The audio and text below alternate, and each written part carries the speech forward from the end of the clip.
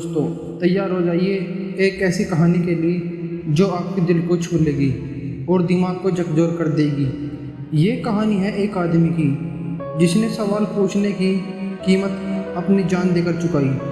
वो शख्स जिसने दुनिया को सोचने का नया रास्ता दिया, वो था सुकरात। लेकिन सवाल ये है, आखिर ऐसा क्या हुआ कि उसे जहर का प्याला थमा दिया गया? क्यों एक दार्शनिक को मौत की सज़ा सुनाई गई?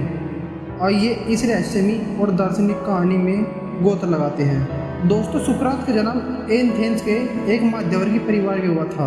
उनके पिता एक मूर्तिकार थे जो पत्थर को तराशते थे और उनकी माता एक दाई थी।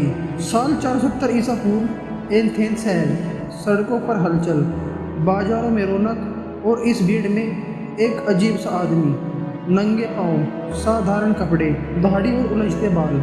ये था सुकरात। ना कोई राजा और ना ही कोई अमीर, बस एक मूर्तिकार का बेटा। लेकिन उसके सवाल, वो सवाल जो बिजली की तरह चमकते थे। न्याय क्या है? सत्य क्या है? हम जीते क्यों हैं? वो बाजारों में, मंदिरों के पास, हर जगह लोगों से बहस करता। उसकी आवाज़ में जादू था जो युवाओं को उसका दीवाना बना देती थी। लेकिन यही सवाल उनकी ज़िंदगी का सबसे बड़ा खतरा बन गया। दोस्तों, सुकरात कोई किताब नहीं लिखता था, उसका हथियार था सवाल। वो सवाल जो बड़े बड़े विद्वानों को पसीना छुड़ा देते थे। इसे कहते हैं सुकराती पद्धति।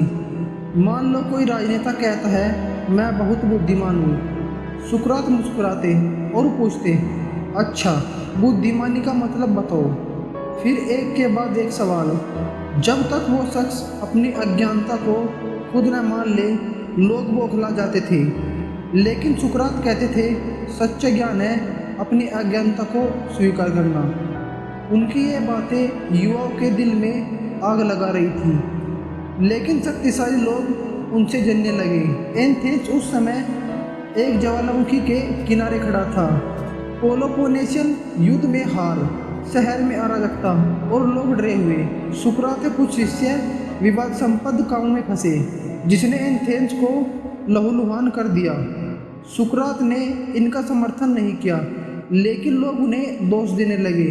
ऊपर से सुकरात की बातें, उनकी आंतरिक आवाज़ की बात, कुछ लोगों को लगी कि वे देवताओं का अपमान कर रहे हैं। बस यहीं से उनके खिलाफ साजिश का जाल बुनना शुरू हुआ।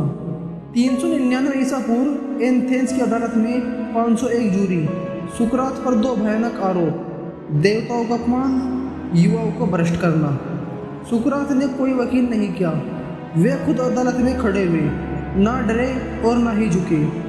उनकी आवाज़ गूंजी, मैं एथेंस का भोरा हूँ, मैं तुम्हें सोचने के लिए मजबूर करता हूँ। अगर मैं गलत हूँ तो मुझे सजा दो, लेकिन सत्य के लिए मैं कभी नहीं झुकूँगा। उनकी ये बेबाकी जूरी को चुभ गई। मतदान हुआ और सुकरात को दोषी ठहराया गया। लेकिन असली तूफान तो अब आने वाला था। सजा का ऐलान हुआ, मृत्युदंड।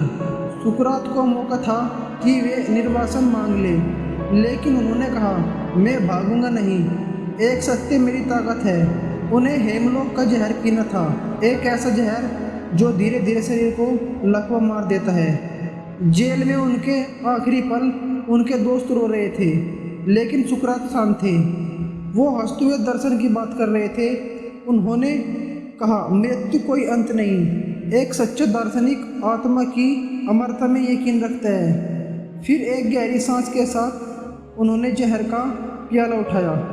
जहर का प्याला उठाने से पहले उनका शिष्य अरस्तु ने उन्हें जेल से भगाने की कोशिश की, लेकिन दोस्तों, सुकरात ने इनकार कर दिया। उन्होंने कहा कि यदि मैं जेल से भागूंगा तो मेरे विचार मर जाएंगे, इसलिए उन्होंने साफ इनकार कर दिया। बाद में उन्होंने जहर का प्याला पिया।